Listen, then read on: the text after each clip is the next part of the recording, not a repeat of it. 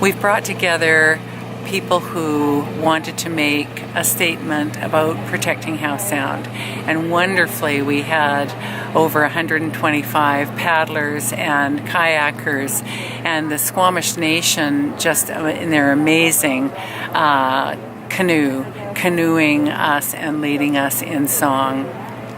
So it's really important to raise awareness about the recovery of Howe Sound and all of the work that has gone into helping the herring to come back, and the salmon and the orcas have come back.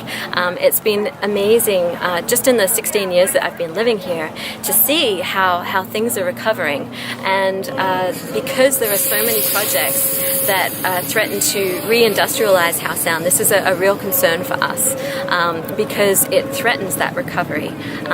We all deserve to live in a clean environment.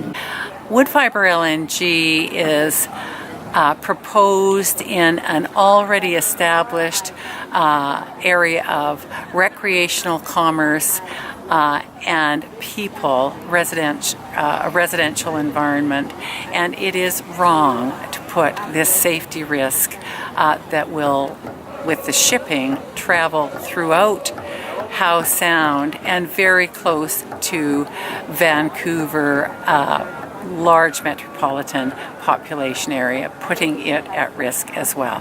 Rise, Cascadia, rise! Protect our waters and skies! Salmon and orcas, cedar and fir, rise, Cascadia, rise! Rise, Cascadia, rise! Protect our waters and skies! Salmon and orcas,